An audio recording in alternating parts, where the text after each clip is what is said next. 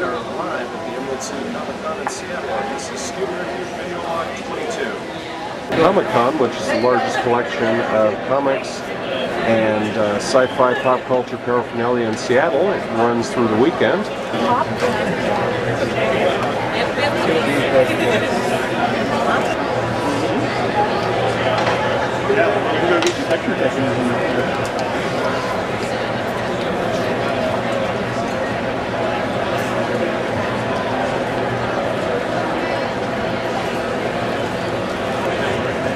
Who Wants to Be a Superhero? There's Miss Limelight, Season 2 winner The Diffuser, and popular runner-up from first season. There she is, hiding behind everybody. Fat Mama, right there. There we go. And welcome back, and with a little over a week and a half to go until the release of the new Indiana Jones film, Indiana Jones and the Kingdom of the Crystal Skull, which we are going to be reviewing next Sunday. I thought I'd have a look at some new releases from Paramount. First off is the brand new Indiana Jones The Adventure Collection, which contains all three films, Raiders of the Lost Ark, Indiana Jones and the Temple of Doom, and Indiana Jones and the Last Crusade, as well as tons of new features, documentaries, new interviews, and digitally remastered. Do check that out. It is available from Paramount Home Entertainment. But not to be outdone is a wonderful collection of three titles here. I'm going to hold them up right here. Adventures of Young Indiana Jones Volume 1, Volume 2, and Volume 3, starring Sean Patrick Flannery as the younger Indiana Jones. Great series. These have been digitally remastered as well as re-edited for greater flow. The original broadcast of the show had a little more narrative to it, had an older Indiana Jones introducing the series, that sort of thing. These have been remastered, recut, they're solid, and it is everything you need for complete Indiana Jones chronological information, as well as some good historical data. It's excellent for the whole family, and you will want to check that out. If adventure's your kick, we're going to follow up with a very nice release from Paramount. It's Ross Martin and Robert Conrad. This is the final season of the classic adventure series, The Wild Wild West. For those of you that aren't familiar with it, it was very much a precursor to the X-Files and some of the more interesting adventure shows of recent times. It told the story of a Secret Service agent in the post-Civil War America, played by Robert Conrad, who travels around the country doing the bidding of President U.S. Grant. And of course, in the efforts of trying to save the country, he comes across all sorts of strange and bizarre villains. Many times the diabolical mastermind Lovelace, Dr. Lovelace, pops up in the thing. And there were occasionally some very interesting supernatural elements to the bad guys he faced, which gave it a real twist. This is very different than the Will Smith theatrical version, which to many fans of the series, myself included, was considered to be an absolute abomination. This was the final season of the show, but there were a couple of TV specials and reunion movies that followed, so you will want to check that out. It's very good, full color. The first season of the series was black and white, but the last three were in full color. Do check that out.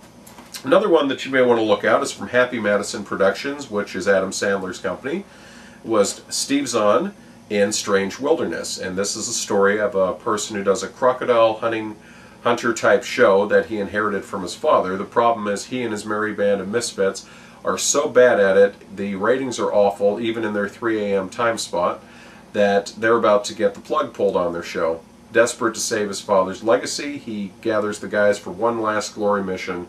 They head into the wilderness to find the legendary Bigfoot himself, and chaos ensues. Some good moments in the film, some bad moments, mostly not a lot of script, very stupid, very silly, but there were some very good laughs, extremely crude laughs, but they were in there just too few and far between to really make it work. So about 2.5 stars out of 5 on this one. But with the bonus features and the deleted scenes, it makes for a good evening of just hanging out. If you're in a mood to veg, this would be the film for you. If you want some other crude laughs, this is one of my favorite shows, Drawn Together. We've got the uncensored Season 3 here, which takes the parody of Big Brother of what happens when you put all these celebrities and put them in a house together, or these wannabes and put them in the house together. It tells of a group of animated characters that are put in the house together, and all sorts of hilarious hijinks ensue. One of my favorites is Ling Ling, who is the Pokemon type character, gets put up for adoption in this one and goes through a foster family. So very Very funny, completely uncensored with stuff that was too hot for the TV. Check it out. And finally, for our entertainment section on the best bets for the week, I do highly, highly recommend this. One of my favorite TV shows of all time, Wings, with, who can ever forget, Thomas Hayden Church, who went on to do great things in Spider-Man, Sideways. You got Steven Weber, you got Tim Daly, and all-star cast, and of course Tony Shalhoub, who went on to do very well in Monk. And I wanted to just point out, this is the 5th season. It is available from Paramount. It is an Emmy Award-winning TV show. Lots of laughs at the historical hijinks of Sandpiper Air over on the little island of Nantucket. And this is available right now. Check it out. You will thank me for this. It is very, very funny. And wrapping up the segment of the new video log, I just wanted to point out some interesting new comedies, as well as some just kind of, oh, how would we put this? Things that you might overlook, but I definitely think you should take a look at. Let's put it that way. First off is Jamie Gertz and Sarah Jessica Parker in Square Pegs, the hysterical outtakes of ups and downs of 80s high school life. It is available right now, all 19 episodes from Sony Entertainment, including special features, interviews, and such. You will want to definitely check that out. One of the more interesting shows is X's and O's, which is a hysterical look at the lesbian lifestyle of a young professional, and it is available right now as well from Paramount, and that is out right now. And finally, we're going to wrap up Love's Unfolding Dream from the bestseller by author Janet Oak, and this is out right now from 20th Century Fox. It's unrated, so if you're into romance and timeless coming-of-age stories at the dawn of the new millennium, this would definitely be one for you. And did I say new millennium? I meant to say new century, dawn of the new century. Check this out right now. And that's it for now. Oh, well, how can I forget? Wanted to give a special thanks to the folks at Rockstar. We're going to have a full write-up of this very soon, but we are currently enjoying Grand Theft Auto 4 at the moment, and I highly recommend it. It's been sent out in a ton of hype, and let me tell you folks, it is worth it. Haven't even had a chance to play the multiplayer, which is a brand new feature of the game, but just vast city. I would say everyone thought they couldn't go bigger than they did with Grand Theft Auto San Andreas. Well, they definitely did. Enhanced graphics, enhanced driving. I'm struggling very much with the driving right now, and my wife thought she could do a better job and promptly got plowed over by a car crossing the street. And when she did get to driving, she did quite well, considering she was on 2 rims in a smoking car. So I'm looking forward to see how our future driving exploits go, and look for our full review very soon. And I wanted to mention we'll have the new site up very soon. It's just in the final stages.